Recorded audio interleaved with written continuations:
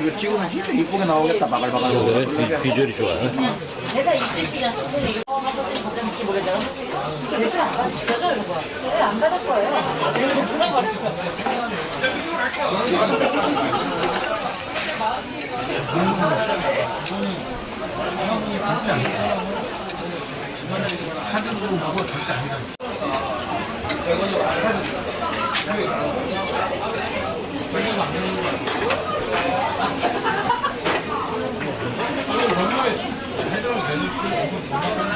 아 진짜요?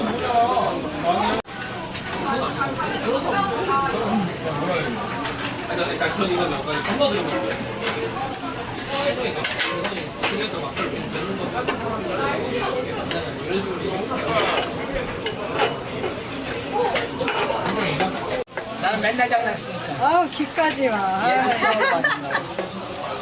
나는 그 원래 소스터치 아트라는 걸 굉장히 생각하고 여러 번 순수 같은 그림을 재밌을 것 같아요.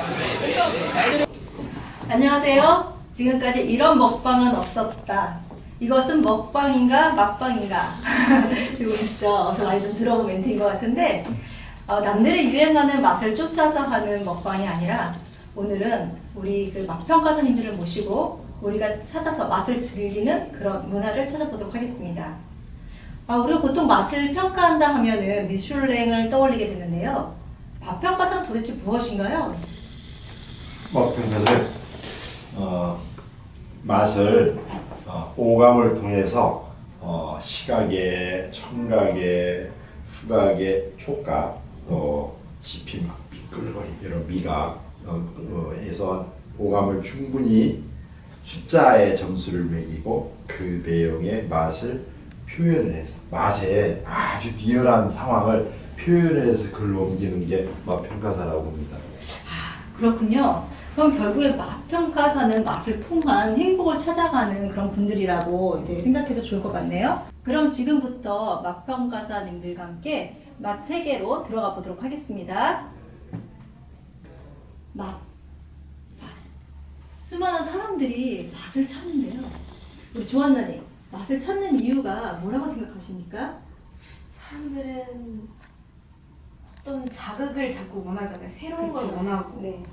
이거 먹어봤지만 또 다른 새로운 거 보이면 또다시 관심, 호기심 때문에 맛을 찾지 않을까 그런 생각이 듭니다. 그것도 있지만 또 이제 예전에 먹었던 자기의 감각을 다시 찾아보고 싶고 경험하고 싶은 거. 그러네요. 과거를 회상하면서. 오, 좋은 말씀이시네요. 우리가 맛을 찾는 것은 우리 배고픔을 달래기 위한 어떤 그 생존의 욕구에서 예전에는 맛을 찾아간다면은 최근에는 우리가 그 맛있는 맛집이라든가 먹방이라든가 그런 것들이 막 유행하고 있는 것 같아요. 네. 예, 일반인들이 생각하는 맛집이란 어떻게 생각하십니까? 글쎄요, 이제 여기 우리들은 이제 미식가라는 이제 존칭을 받아가면서 있는 입장하고 일반 뭐 지금 텔레비에 많이 나오는 맛방에 대해서 막 먹으면서 하는 걸 맛방하고 보면 정말 차원이 좀 많이 다르다는 걸 느껴가요. 이제 우리가 느껴가는데 맛방이라 그러면 뭐 이런 거대로 우리가 막 매운맛, 단맛, 썬맛 이렇게 그 아주 간단한 걸 가지고 막 이렇게 먹으면서 그 맛을 자기나 자유롭게 표시를 하는 거고 우리가 보는 이 맛방이라는 거는 이제 아까는 먹방이라 그랬는데 맛방이라는 거는 이제 이 전문가적인 분위기에서 정말 심도 있게 그 안에 들어가서 뭐 같은 미각이라도 하나하나 찾아 같은 맛있다 소리를 끝내는 게 아니라 그 맛있는 음식 중에서도 왜 맛있으며 무엇 때문에 맛있으며 어떻게 맛있으며 그 얘기들을 분석하는 과정들이 정말 오묘하고 좋더라고요. 그래서 저희들 한번 그런 작업을 하지 않나 하네요. 맛을 평가하는 데는 여러 가지 기준들이 있을 것 같아요. 그러면은 그런 기준들은 어떤 것들이 있을까요? 맛을 평가할 때는 이제 일단은 시각적인 것, 그 다음에 청각적인 것, 그리고 후각적인 것, 미각. 또 우리가 뭐 여러 가지 그 외에도 많아요. 길맛이라든지 뭐 여러 가지 맛이 있는데 그런 것들이 각기 어우러진데 그때 그 시간 그 몇 초 몇 초마다 느끼고 흘러가는 것들이 있는데 그 놓치는 것들을 잡아주는 것, 그것이 우리가 맛평가사들이 하는 것이고, 맛평가사는 그런 거기서 끝나는 것이 아니라 보통 일반 사람들이 그런 것을 훈련할 수 있도록 도와주고, 그로 인해서 감각을 익히고 그로 해서 감동으로 이어져서 결국 행복으로 이어지는 큰 대한민국 행복을 만드는 평가사들이. 아, 말씀 잘하네요. 우리 교수님은 맛의 행복이라는 걸 아주 그냥 행복 교수. 리얼하게 말씀을 해주셨는데요. 제가 궁금한 거는, 근데 어차피 우리가 느끼는 이러한 것들은 굉장히 주관적일 수가 있잖아요. 그렇죠. 예. 그래서 이런 주관적인 것들을 좀 객관화할 필요가 있을 것 같은데, 어떻게 그 맛평가사들이 이런 맛을 평가할 때 객관화할 수 있는 도구가 있나요? 맛을 내가 느껴서 내가 좋아하는 것은 나의 주관이죠. 주관이 더 강화되고 더 심취해서 아주 깊은 자기 주관을 가질 때 객관화로 인정을 받을 수 있다고 봅니다. 인간 내면에는 들어가서 저 안에 깊은 맛에 대한 편차가 별로 없을 정도의 수준에 이르러서 느낌에 이르면 몸이 가지는 신체적 보편성은 전 세계에 어느 나라나 유사성을 가지고 있거든요. 그건 이제 생물학적인 통계에 의하면. 그래서 우리가 그 맛에 대해서 깊이 있게 인식을 할 때, 고래에서 그런 깊이 있게 인식하는 것을 점수로 매겨놓고 또 글로 써서 최대한 보편화, 나의 그 주관을 깊게, 경험량을 깊게 파고 들어가게끔 하는 게 우리가 객관화하는 과정이다라고 저는 봐요. 그럼 지금 그렇게 만드셨던 그 평가서들은 우리가 이제 일반적으로 이제 얘기하는 타당성과 신뢰도가 충분히 검증된 그런 것이겠죠?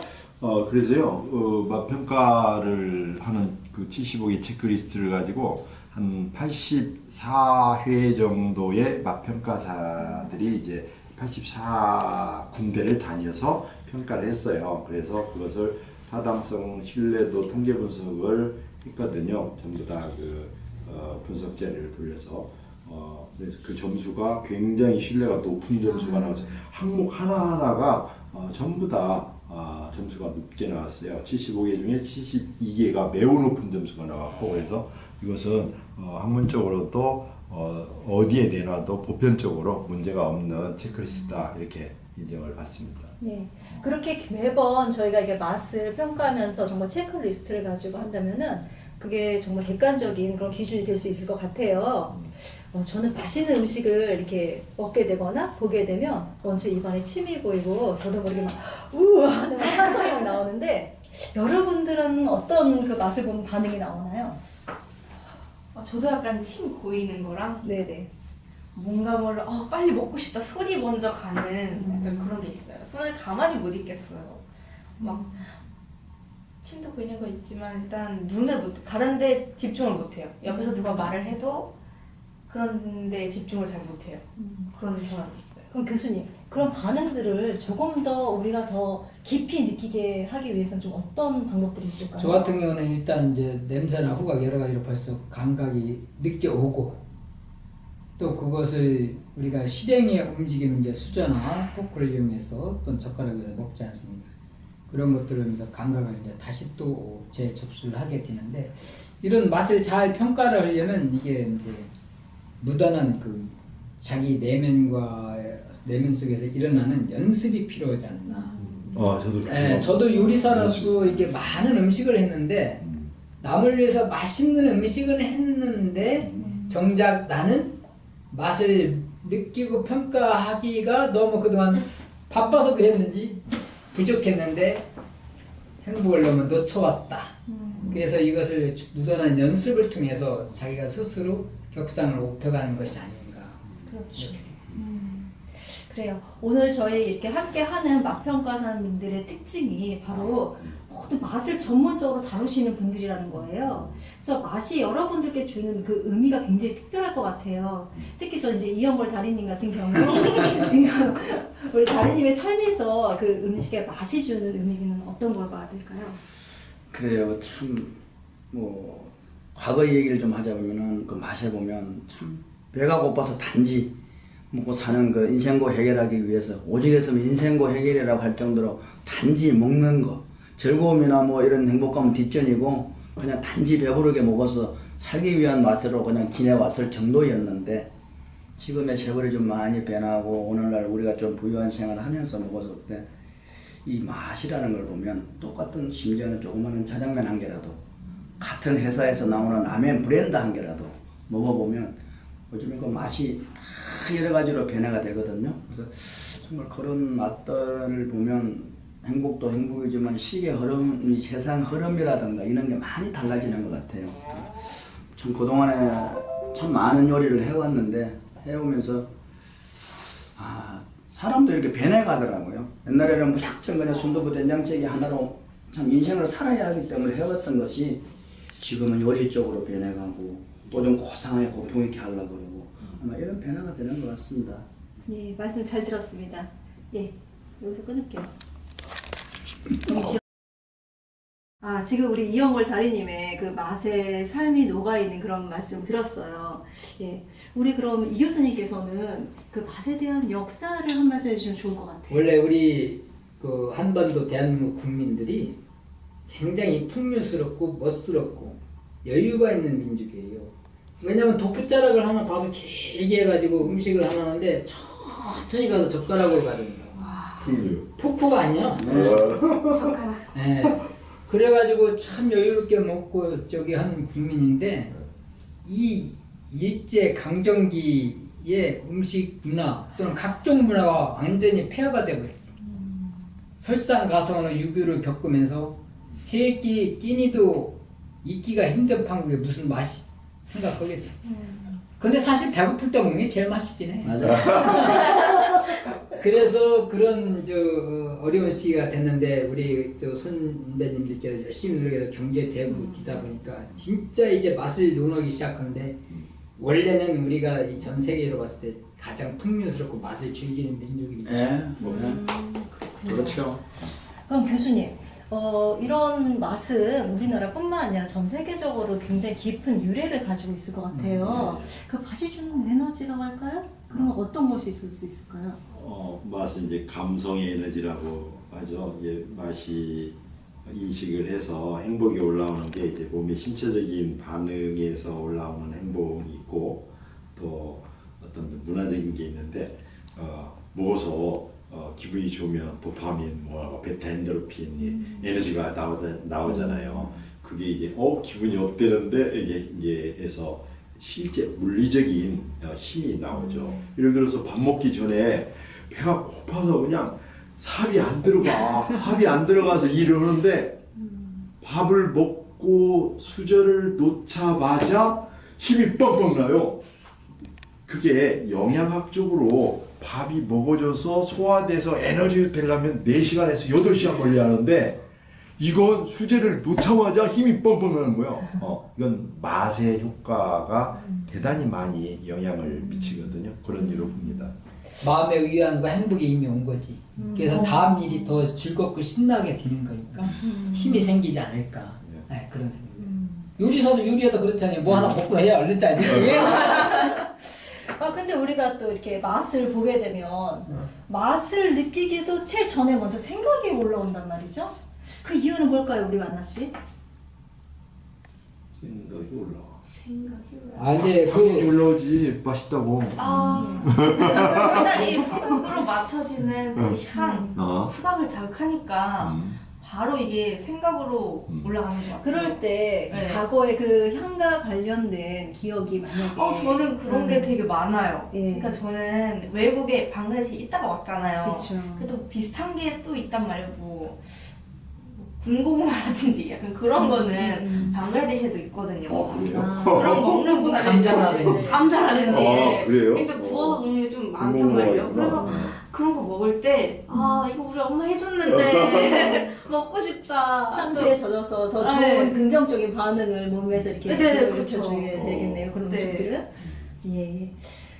지금 우리가 이렇게 음식을 먹으면서 특히 이제 계속 우리 교수님들 말씀하시는 게 감각 활용을 좀 잘해야 될 것 같아요. 오감각을 이렇게 살려야 되니까. 근데 그 감각을 활용한다는 것은 또 어떤 의미가 있을까요? 감각이 얘가 숨어있는 감각을 반응을 시키면 그게 뉴런 세포에서 활성이 돼가지고 다음에 더 넓은 레이더를 가지게 돼서 더 많은 감각 인식 능력을 가지니까 내 감각을 많이 활용할수록 새로운 것을 활용할수록 새로운 맛을 찾고 새로운 맛을 찾으면 또 새로운 감각이 살아나고 상당히 보고 느끼는 게 많아지죠.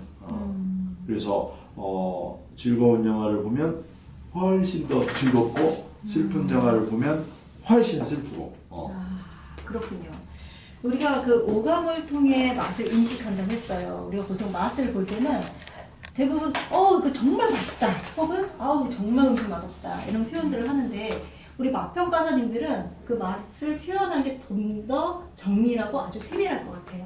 근데 제가 그 오감 중에서 우리 여러 가지가 있지만 촉각이 맛이다라는 게 사실 좀 이렇게 몸으로 잘 와닿지를 않거든요. 이게 어떤 의미일까요?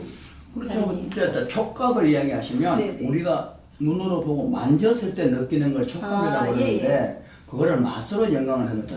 쉽게 말해서 제과점에 가서 아주 부드러운 스포츠 케이크를 한번 만져보면 그 스포츠 케이크 그냥 그 촉감으로만 끝난 게 아니거든요. 부드럽다를 느끼다 보면 벌써 입에 침이 고와요. 이게 그 촉감이라는 게. 그래서 이제 그런 스포츠 케이크라든가 뭐 다른 이 촉감을 가지고 무조건 촉감으로만 만지름으로만 생각할 게 아니라 음식도 놓고 보면 굉장한 촉감들이 많아요. 특히 고기, 육고기를 보면 또 육고기에 대한 촉감도 있는데 결국은 그 육고기가 뭐예요? 우리가 먹는 거잖아요. 먹어보면 씹다 보면 고기의 중요한 그 고소함이라든가 이런 게 여러 가지를 느껴지는 게 전초적으로 앞에 촉감이 다 살아있는 거죠. 음식에도. 결국엔 우리가 오감을 자꾸 발달을 시켜야 될 것 같아요. 근데 특별히 우리가 그 오감을 살리기 위해서 이 맛평가사님들이 이렇게 할 수 있는 그런 뭐 방법들이 좀 있을까요? 음식을 먹을 때 이제 그렇게 쉽게 빨리 삼켜 넘기지 말고 오래 이렇게 씹으면서 그거를 음미해 보면서 자꾸 연습을 해야 되지 않나 이런 생각이 듭니다. 그러니까 평범하게 보면 그게 오래 씹는 그것도 우리 하나의 장수의 비결이에요. 밥 한 수를 입에 넣고 적어도 20분 이상은 씹어서 넘기라는데 보통 사람들 보통 4번, 5번 씹으면 넘어가요. 그게 넘어가는데 그 4번, 5번 씹어서 넘겨버리면 그 우리가 느낄 수 있는 오감을 많이 놓쳐요.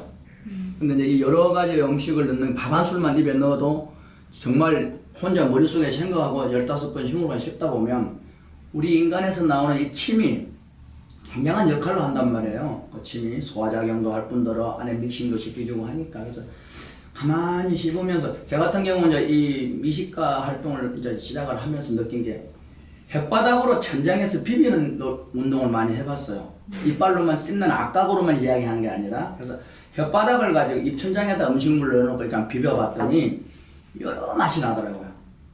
여러 맛이. 심지어 누룽지 한 숟가락을 먹어도 그냥 씹어서 넘기기 바쁜데 그걸 입속에서 한 바퀴 굴러서 입천장에다 이렇게 혓바닥을 밀어보니까 고소함이라든가 그 고소함보다 구수함이라 그러죠. 누룽지 같은 거는 많이 느껴지더라고요. 그래서 아마 맛에 대한 훈련도 자기 훈련이 많이 필요할 것 같아요. 그런 모든 감각들을 훈련을 통해서 하는 것도 중요하지만 그걸 느끼려면 굉장한 고도의 집중이 필요할 것 같아요. 네. 예, 그런 집중을 좀 잘하는 수 있는 또 그런 또 방법도 있을 것 같아요. 우리가 집중을 할 수 있는 방법이 또 뭐가 있을까요? 예. 우리는 집중이 생활화돼 있어서 더구나 자기의 집중의 함량이 임계 함량이. 그래서 내가 가지는 이 집중의 함량이 있는데 먹을 때 그 음식을 접하는 집중의 함량이 다 자기 보편적 보따리가 있잖아요. 그래서 그 집중이 내가 그것을 주어지는 대로 우리가 먹거든요. 근데 그 집중을 하기 위해서 내가 집중을 더 해야겠다고 내가 의도를 불러내지 않으면 그 전에 습관대로 이렇게 하잖아요. 그런데 내가 그거 먹을 때는 집중을 한다는 생각을 거의 잘 안 해요. 주어지는 대로 안 먹지. 근데 먹는데 그냥 먹어도 맛있는데 못 넣으면 집중을 해 먹을 때. 예.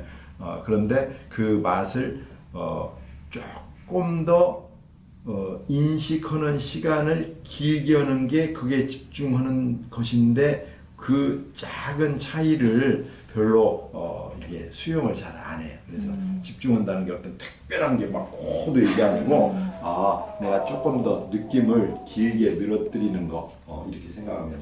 근데 제가 알고 있었던 이 얘기 중에 이제 이거 남자와 여자를 가른다면 그렇게 듣지 마시고 여자분들은 어릴 때 태초에 아기를 놔뒀고 다른 일을 할 수 있는 정도의 능력이 발달되어 있어요. 여자들은 그 태초에 아기를 놔둔 거 키우고 모성의 정이라는 게 있으면서 아기를 놔두면서 책도 보고 아기를 놔둔고 있으면서 음악을 들으면서 다른 일을 겸해서 해요. 멀티한다는 거죠? 네. 그런데 이제 우리 남자들은 그게 좀 부족한 게 있거든요. 남자가 아기를 놔둔고 있으면 이 아기만 힘들고 있지 다른 일은 못해요. 다른 일은. 근데 이 음식을 이렇게 마치 내가 왜 그 얘기를 하냐 그러면 남자들이 되게 단순하게 뭘 음식을 넣어도 하나지만 하고 있는데 이 집중이라는 걸 딱 해오고 이 얘기를 하면 이제 생활을 좀 바꾸고 보니까 정말 두 가지 세 가지가 나타나요. 그게. 그래서 아마 노력도 필요하고 집중이라는 걸 해볼 때 그냥 허겁지겁 먹어 치우는 데만 신경을 쓸 게 아니라 정말 눈으로 아름다운 그 음식 데코레이션 우리 한국 음식 정말 멋있거든. 한국의 그 한정식 같은 거나 뭐 양식 접시 위에 정말 파노라마 같은 이런 것들이 눈으로 즐기고 코로 냄새 맡고 이제 여러 가지가 하게 되시더라고요. 이제 그렇게 집중하면 많은 변화가 생길 것 같아요. 우리 조한나님 같은 경우는 그러면은 맛을 좀 더 깊이 또 맛있게 느끼기 위해서 할 수 있는 그런 방법이 뭐가 있나요? 제가 생각하기에는 음식 먹을 때 생각을 안 하는 게 제일 중요한 것 같아요. 다른 생각. 음식 먹을 때는 오로지 나는 이 음식을 먹고 있다.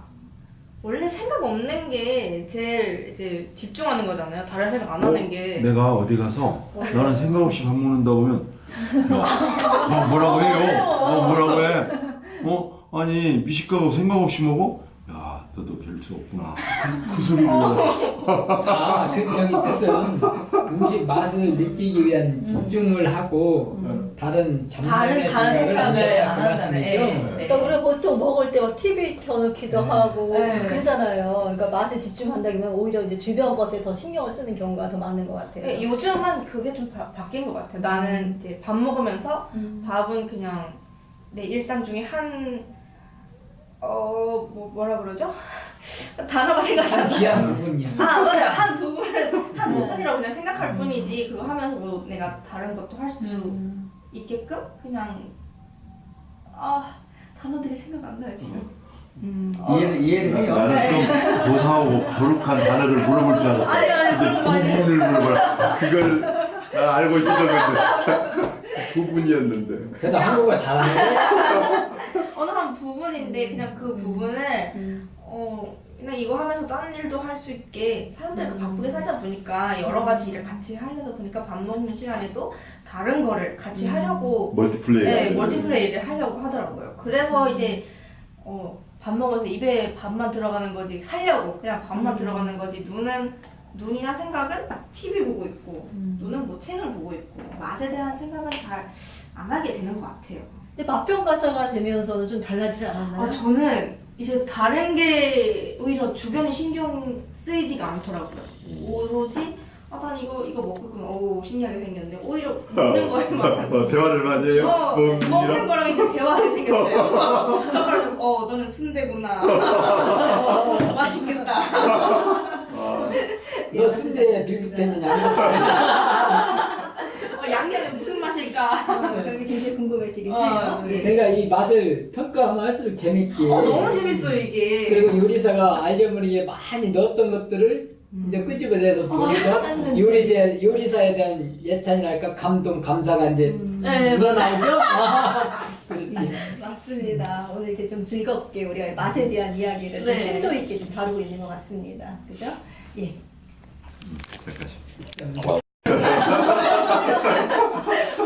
고품격 순대국 잘 올라오세요? 신림동 순대타운에서 우리가 이렇게 순대 곱창을 먹었는데요. 지금까지 우리가 이야기 나눴던 그런 것들을 토대로 해서 우리의 감각을 다 끄집어내서 아마 맛 체크리스트에 그 맛평가를 다 하셨을 거예요. 그러면 그거를 가지고 우리가 실전 맛 토크를 이어나가도록 하겠습니다. 그럼 어느 분부터 할까요? 우리 조한나님. 식당을 들어갔을 때 참 느낌이 좀 어떠셨어요? 저는 거기를 고등학교 때 자주 갔었거든요. 근데 이사 가고 나서 한동안 못 갔어요. 거기를 딱 들어갔을 때 뭔가 편한, 친근한, 나를 반겨주는 여기 오세요 하면서 그 이모들의 그 반가운 그 목소리랑 그 천장이 낮았잖아요. 되게 그런 게 되게 친근하게 다가왔어요. 편하다. 이게 또 너무 고품격이면은 좀 그렇잖아. 신발 벗고 들어가야 되나? 약간 이런 느낌 들 때도 있잖아요. 그게 아니고 그냥 되게 편한 곳이다. 내 집 같다. 그런 느낌이었어요. 그러셨군요. 전 들어갈 때 마찬가지로 너무나 예전에 왔던 제가 대학 다닐 때 막 갔던 그 기억 막 나는 거예요. 근데 벌써 제가 나이가 이제 있다 보니까 17년이라는 세월이 막 흐르는 거예요. 7년이라고. 내가 이렇게 좀 감회가 굉장히 새로우면서 또 그 순대 곱창에서 나오는 그 풋풋한 그 향이 또 있잖아요. 예, 약간 고스름하면서도 구수하면서 계단 올라가면서 느꼈던 그런 후각이 참 또 그 옛 기억을 이렇게 소환하는데 많은 영향을 주는 것 같아요.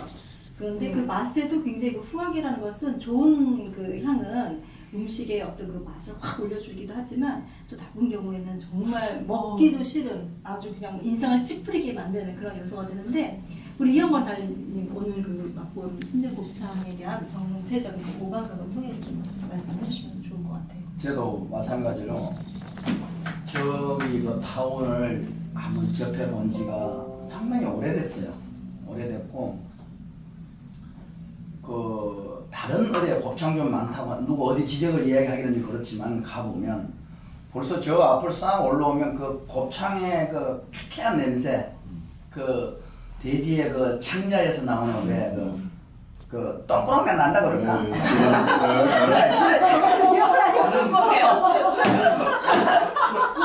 그런 냄새가 확 미치면 저걸 어떻게 먹어 싶을 정도로의 인상이 찌푸려지는데 입구에서부터 저 건물이 5층 전체가 다 곱창집인데도 불구하고 밖에서 이를 보면 이제 시대가 조금 바뀌어가지고 막 레온도 돌아가고 막 이런 분위기가 나는데 전혀 곱창 냄새 안 나요. 곱창 냄새 안 나서 참 좋았고 원래 이 곱창 그러면 뭔가 선입감이라는 게 우리나라 사람들이 호불호가 완전히 갈리는 음식이거든요. 홍어가 그러듯이 이 곱창이 정말 좋아하는 사람은 아주 좋아하고 아닌 사람은 전혀 손 안 대는 음식인데 오늘 먹어봤을 때는 정말 특히 오늘 손님들 중에 여성분도 많았거든요. 그래서 정말 참 잘 만들어졌고 이 오래된 시간 속에 그 할머니의 그 노련한 솜씨가 음식을 먹지도 않았는데 이 시각적으로 봤을 때 벌써 음식이 맛있다는 기분이 들 정도로 노련한 솜씨나 그리고 정말 한 입에 넣었을 때 적당히 잘 삶혀가지고 원래 어디 소고기 같은 경우는 생거를 구워서 먹게끔 내주는 건데 이건 돼지다 보니까 미리 다 작업을 잘 했더라고요. 자, 이 역사라는 게 참 중요한 거구나. 그 노련함이라든가 이런 게 참 편안하게 느꼈고 시골에 길 가다가 원두막에 들려서 그냥 좋은 소리 들어가면서 먹는 그런 기분, 차분한 기분. 네, 저는 느낌이 사실 저는 이제 양식 프랑스 요리를 전공을 했던 사람으로서 좀 전혀 새로운 느낌이지. 물론 제가 한국에서는 한식을 많이 먹지만 그 첫 느낌 딱 푸짐하다, 풍성하다. 그 다음에 역시 우리나라의 그 특유성 지지직을 끓는 모습, 생동감 있는 그 소리, 시각적으로 봤을 때 끓는 그 모습, 그 끓는 소리, 그 다음에 전체적으로 이제 불구스러운 색깔에 그 원숙함이랄까 풍성함이랄까 좀 따뜻해 보이는 느낌.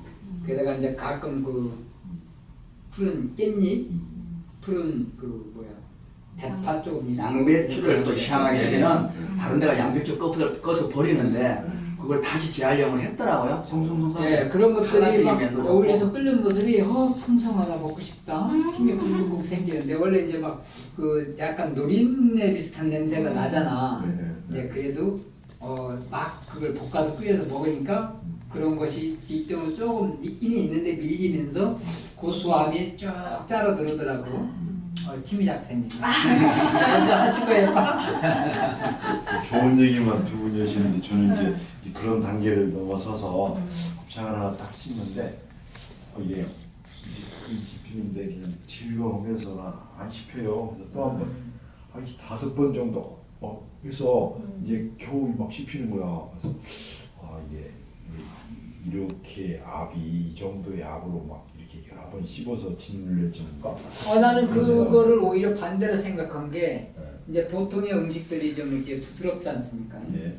거기에 있었던 그 순대도 부드럽고 야채도 좀 설렁거리게지만 부드러운데 그 와중 속에 그것이 딱 질긴 거야. 그렇죠. 그러면서 씹으니까 툭 튀어. 고무줄 튀듯이. 네. 근데 이게 재밌어. 이렇게 하는 게 결국은 씹히면서 그 안에서 고소함이 나오면서 이게 씹혀 들어가더라고. 그게 씹는 재미가 있더라고. 특히 아궁이를 꾹꾹 씹어봤거든 일부러. 그런 이 음식 안에 또 이런 새로운 묘미가 있구나. 저는 오히려 그렇게 느껴요. 이게 오늘은 이게 편안함을 가지고 그것이 약간의 힘이 들어가서 의도적인 힘이 더 많이 들어가기 때문에 이거 내 오늘 힘을 많이 쓰네. 그리고 약간은 뭐 이렇게 이 어깨에도 힘까지 들어갔어요. 그런데 이제 오늘은 그 힘이 교수님은 이제 이 탄력이 이 질감거림이 막 이게 놀이로 이게 뭐 컨디션이 좋으신 건가 아니면 내가 너무 이렇게 가라앉은 상태에서 접한 건가 잘 모르겠어요. 기 역시 그래서 음식 평이 힘든 거야. 저는 요즘에 이제 야채 곱창을 먹다 보면 보통 이제 곱창을 이렇게 잘라가지고 이렇게 속을 이렇게 배를 떴다 그래야 되나요? 배가 안 따진 것들을 요즘 많이 먹었단 말이죠. 근데 여기 있는 곱창이 다 배가 다 따져서 속을 굉장히 깨끗하게 닦아냈더라고요. 자, 속을 안 딴 곱창이라고 팽을 하는 거는 소고기고. 아니야 돼지도 돼지를 안 따고 구워 놓으면 냄새가 안 그래요. 안 그래요? 네, 그러니까 이렇게 잘랐는데 근데 그 굉장히 더 부드러운데 저는 이제 오늘 느낀 게 여기는 조금 더 그 질김이라든가 두께가 좀 다른 것 같아요. 그래서 이게 곱창 부위에 따라서도 맛이 좀 다를 거고 이게 그 부위가 뭔가 좀 다르구나라는 그런 생각을 오늘 이제 갖게 됐거든요. 근데 또 저는 이제 순대가 여기 순대는 다른 거보다 좀 더 이렇게 좀 탄력 있어 보이더라고. 고기에도 굉장히 이렇게 속이 꽉 찼어요. 그리고 겉에 뭐 이렇게 순대 피가 있는 뭐 느낌은 없는데 그 씹을 때도 굉장히 뭐랄까 쫀득하다 그래야 되나요? 이렇게 순대가 이렇게 보통 이렇게 또 이렇게 선지가 좀 많이 들어가고 그러면 이게 약간 퍼석퍼석할 텐데 이게 굉장히 쫀득쫀득한 그런 이게 식감이 이제 뭐 줍니다. 내가 상업적인 얘기를 좀 하면 좀 그러긴 한데 저 순대는 공장에서 납품이 돼서 나오는 순대인데 안에 당면만 가지고 하면은 퀄리티가 너무 높아서 원가 산출에 너무 부담이 가니까 안에 전분이 들어가요. 그러면 전체 이 전분이 나쁘다고만 볼 게 아니라 전분이 들어가면 되게 탄력성이 있고 쫀득거림을 줘요. 그래서 안 부서지고. 그리고 저거 이제 신기했어요. 쓸어 놓는 자체도 기계가 쓸었을 정도로 일정하게 저렇게 나왔거든. 그래서 이제 상업적인 부분에서 좀 그래요. 원가 산출에 좀 다운 시켜야 되니까. 그리고 좋은 뭐 브랜드 말씀드리긴 좀 그런데 그 안에 찹쌀 많이 넣고 야채 많이 넣어서 순대가 피가 선지가 많이 들어간 거는 저렇게 딱딱하고 쫄깃쫄깃하지가 않아요. 그렇죠. 작게 썰지를 못해. 굵직굵직하게 한 2-3cm 되게 썰어야 돼요. 그런데 우리가 예전에 어릴 적에 먹었던 순대랑은 다르다라는 거죠. 제가 이제 그런 순대는 이제 고급 순대집 가면은 나오는 그 선지. 제가 그 순대를 보면 제가 뭘 한식을 좀 오래 하다 보니까 네. 그러긴 한데 물론 내가 컨설팅도 많이 하고 전국을 정말 많이 다녀보는데 칠곡이라는 데를 가보면 칠곡 피순대 정말 유명한 순대가 있고 경북 예천을 가면 거기는 소마을이에요. 예천자 참기름하고 소가 많아요. 예천에 거기 가면 순댓국이 유명하거든요. 거기는 선지가 그대로 살아있어요. 그대로 씹어보면 그 고소함은 진짜 말할 수가 없어. 진짜 맛있어요. 순댓골목에 저거라고 또 이제 순창 가면 순창 고속버스 터미널 옆에 가면 60년, 70년 대 순댓집만 6군데가 있어요. 그 중에 가운데 첫 집이 정말 유명한 할머니가 하시는 데인데 대단합니다. 가보면 순대가 가보고 싶어요. 전국 맛집 다 나오네. 전국 맛집 다 나오네. 병천이라고 또 특정 그 순대가 있긴 하지만 그 칠곡 순대라든가 그 순창의 순대 같은 경우는 아마 일부러라도 여름에 바람도 쉴 겸 한번 가보면 아마 한 번쯤은 가도 괜찮지 않나 그런 느낌이 들 정도예요. 다음에 한번 가야 되겠습니다. 참 좋아요. 네. 우리 조한나 씨 같은 경우도 순대를 그래도 고등학교 때 먹었다고 하는데 네. 그 약간의 그 고향에서도 이런 비슷한 음식 있나요? 없어요. 그러니까 거기서는 상상할 수도 없는 것들. 오. 네, 그냥 소나 돼지를 많이 잡긴 잡아요. 그리고 거기 특정 그런 뭐 종교 행사가 있어서 소나 돼지를 잡긴 잡는데 내장은 다 묻어버려요. 아예. 내장을 주로 보면 가수와 나무 있는 고랑을 파서 그름으로 써요. 네, 그런 데 많이 쓰고. 그거를 한국 사람이 보고 저걸 왜 버려? 그래서 한국으로 수입해가 와가지고 만든 게 지금의 순댓국이 나오고 순두볶음이 나오고 그런 것들 많이 이제 수입한다고 하더라고요. 한국은. 그래요? 네. 오늘 처음 듣는 거예요. 전 다 그런 거 웬간한 건 다 우리나라 거라 생각했는데. 아니요. 엄청 많은 양이에요, 그거. 네, 그런 거는. 우리나라 거 가서 다 소화 못하지. 이야, 엄청나요. 그리고 돼지 뼈는 이게 뭐, 네. 어디 덴마크나 이제 그런 쪽에서 유럽 쪽에서 많이 들어오는 걸 알고 있었는데. 삼겹살도 무지하게 야, 쓰고. 내장까지. 그럼요. 그렇군요. 우리 돼지가 잡는 그 돈수로 가지고는 그 우리 한국에서 소모할 수 있는 양의 한 30%도 못 될 거예요. 특히 족발 같은 경우는 소족발 같은 거는 족발 같은 경우는 한 마리를 잡으면 4개밖에 안 나오잖아요. 이게 한 벌이라 그러는데 소 이거만한 놈을 잡았는데 족발 4개밖에 안 나오니까 족발 수가 부족하잖아요. 근데 외국에서는 돼지를 잡든 소를 잡든 잡으면 그 구워 먹는 데만 쓰는 게 아니라 패티도 만들고 소세지도 만들고 여러 가공식품을 하다 보면 족발 가지고는 그 사람 가공식품을 안 해요. 영어로 그걸 우리가 또 갖고 와요. 역시. 와. 심지어는 닭발도 수입하는데 뭐. 중국 닭발? 중국 닭발. 아, 예. 오늘 저희가 어떻게 하다 보니까 이렇게 맛을 좀 심도 있게 이야기하다 보니 뭐 정말 뭐 문화적인 거, 뭐 수입하는 거, 정말 아주 그냥 여러 가지 경제적인 거다 나오네. 다 나오는 것 같아요. 참 전문적인 얘기가 많이 나오네요. 전국의 맛집, 순대 맛집. 전 세계 나오겠어, 이제. 그럼 이제 우리가 순대도 먹어보고 이제 곱창도 먹어보고 그 두 메인이었잖아요. 근데 나중에 이제 우리가 밥을 볶아 먹었어요, 그죠? 그 밥을 볶아 먹었을 때 저는 그 들기름 향이 굉장히 좀 강하게 나더라고요.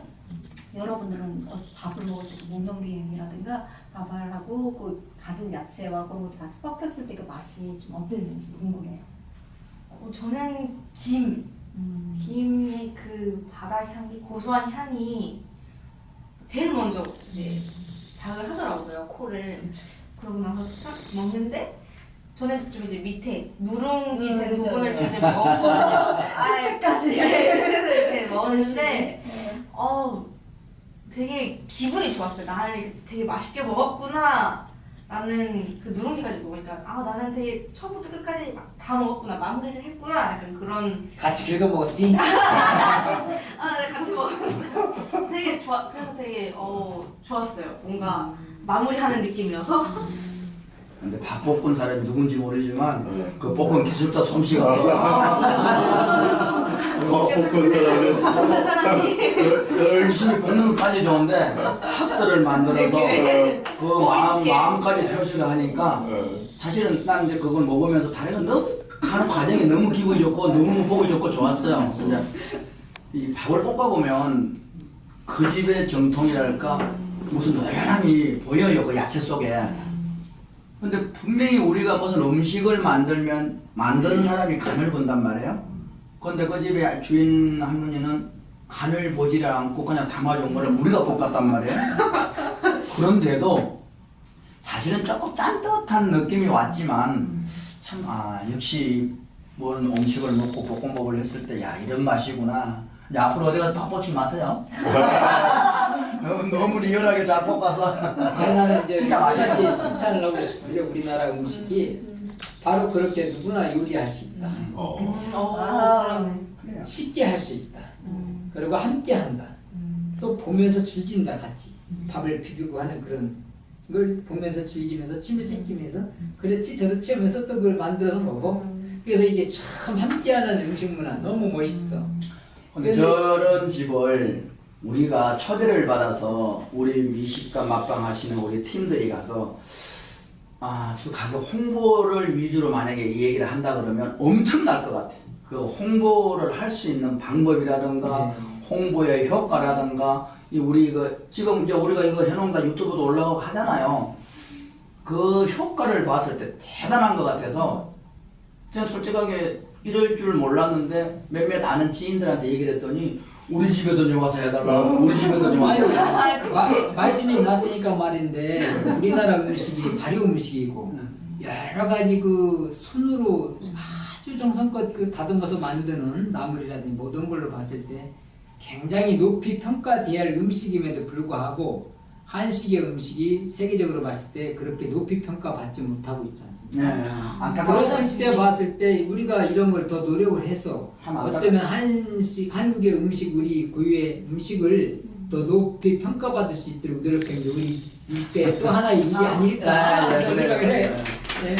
오늘 우리가 진짜 순대국장 하나로 까지 지금 맛의 이야기를 아주 너무너무 즐겁게 지금 나누고 저는 있는데요. 솔직해서 이 한국에 태어난 걸 좋아하고 우리 한국 음식이 제가 뭐 서양을 무지 많이 했고 외국도 엄청나게 10군데나 가봤는데 제가 봤을 땐 우리나라 음식이 최고예요. 한식이 최고예요, 진짜로. 그러니까 저도 이런 말 하면 안 되지만 한국에 오고 나서 이제 1년 뒤에 바로 갔었어요. 갔는데 이제 저희 엄마가 또 엄청 많이 해줬어요. 가니까 얼마나 보고 싶었어요. 다 해줬는데 와, 김치가 그렇게 먹고 싶더라고요. 그게 진짜 그래서 저 거기서 먹고 배탈 나가지고 차에서 토하고 한식집에서 가서 미역국이랑 된장 먹으니까 그때서 좀 가라앉더라고요. 그러니까 우리 속이 탈났을 때는 진짜 한식이 짱이에요, 진짜로. 없더라고요. 제 아는 그 가까운 지인 중에 이제 한국 남자가 그 몽골에 있는 부인을 맞이했어요. 그래가지고 지금 한국에서 산 지가 한 24, 5년 됐는데 하도 고향에 가고 싶어서 향수에 젖어 눈물을 흘리고 있는 아내를 보고 안 되겠대서 이제 남편이 사실 넉넉하지 못하니까 돈도 부족하고 돼지값이 있지. 그래서 이제 그래도 사랑하는 아내가 그 정도 힘들어하니까 데리고 이제 갔어요. 자기 원래의 고향으로. 부인이 뭐라는 줄 아세요? 부인이 남편한테 밥을 못 먹겠대. 밥을. 그 나라 밥을 어머니가 해준 그 밥을 못 먹었대. 미안해서 눈물이 났다 오히려. 엄마가 그 고향의 맛으로 밥을 해줬는데 못 먹겠다는 거야 밥을. 그래서 가서 정말 한 열흘 정도 있어야 될 스케줄로 가지고 갔는데 4일인가 5일 있다가 한국을 와버렸대요. 그 나중에 얘기를 하니까 탈이 나는 거야. 맞아. 내가 이제 미국을 가가지고 7일 동안 그 외국 음식 그 맛 평가를 하러 해서 갔었는데 도저히 못 참겠어서 마지막에 한식집에 갔어. 진짜 한식집은 어디 가면 다 있어야 돼요. 김치찌개하고 소주 먹으니까 속이 시원하네. 근데 희한하게 나 같은 경우는 지금 중국을 한 7, 8도시를 수도 없이 13년 동안 다녔는데 내일 모레도 내가 중국을 갈 건데 중국 사람들이 놀랄 정도로 중국 음식을 잘 먹어요. 그 향신료 그게 이제 제 욕심인데 이 계통에 40여 년을 하면서 많이 음식을 접해보고 처음에는 억지로 강제로 쑤시 넣었어요. 이기려고. 그 음식을 먹기 싫은 것도 막 먹고 맛도 봐야 되겠네. 그게 이제 훈련이 되니까 본토에 계시는 분들이 제가 중국을 가면 이제 남한테 대접받는 입장이고 제가 비행기표 끊어서 가는 경우는 별로 없어요. 다 자기들이 초대해서 가고 가면 중국 가서 우리 한국 음식 알리기 강의도 하고 제가 중국 다니면서 한 3번 정도는 개인 그 전시회도 했어요. 근데 그렇게 하면서 그 사람들이 정말 좋아하는 이게 보면 자기 나라 음식을 잘 먹어주니까 되게 좋아해요. 맞아요. 근데 한족들이라고 오리지널 중국 분들은 김치 담는 갓 자체를 몰라요. 담을 줄 방법을 몰라요. 심지어 우리나라에는 초등학생도 쌀 수 있는 김밥인데 김밥을 못 말아요. 그래서 내가 중국 선양에서 김치 담는 퍼포먼스 교육 뭐 김 하는 거 다 해줬더니 그 속에 우리는 아주 평범하게 넣는 그 속들인데 막 한국 음식이 여기 다 들었다는 거야. 김밥 알아. 그렇죠. 맞아요. 그러면서 그 김밥처럼 그렇게 해먹는 또 그런 문화가 없어요. 그 나라는. 그래서 참 되게 좋아하는 걸 느끼면서 야 역시 참 우리 한식 대단한 거다. 네. 한식이 가만히 보면 굉장히 예술적이고 종합적인 영양이 골고루 잘 배합이 돼 있잖아요. 김밥 하나만 봐도. 그럼요. 그래서 제가 보기엔 세계적이다. 우리나라 비빔밥만 봐도 LA를 가는 비행기 속에 한국 비빔밥을 비행기에서 기내식으로 나와요. 기내식으로 나오는데 아주 극찬이에요, 극찬. 정말 최고로 치요 우리나라 비빔밥. 그 비행기 타고 말이지만 앉아가지고 쭈그려 앉아 소화가 안 되는데 네. 우리나라 비빔밥 먹으면 소화가 가전 야채가 가전 야채가 들고 오늘 너무 우리 한 우리 이야기가 끝나지는 않겠습니다. 적당히 네, 이렇게 맛을 가지고 우리가 이렇게 이야기를 나누면서 굉장히 즐거운 시간들을 지금 가지고 있는데요. 결국 훈련 없이 맛있게 먹는 방법은 없는 것 같아요. 네. 그래서 우리가 그런 훈련들을 많이 하고 또 지금 맛평가사가 되었지만 지금 맛평가사를 넘어서 또 맛 전도사가 되고 있는 그런 지금 느낌을 받았거든요. 예. 우리가 이렇게 매번 매 끼니를 먹으면서도 우리의 감각을 잘 활용할 수 있다면 우리의 행복 지수를 높일 수도 있을 것이고 또 더불어서 외식과도 같이 되겠죠. 그리고 또한 우리가 정말 맛을 통해서 행복을 찾는 진정한 행복을 찾는 그런 사람들이 되지 않을까 싶습니다. 네. 오늘의 먹방이라고 저는 안 하겠습니다. 오늘의 맛방 토크는 우리 모두 같이 우리 구호 있죠? 싱글벙글을 외치면서 징글벙글. 네, 마치도록 하겠습니다. 네. 싱글 맛도 끝. 야, 뭐 징글벙글.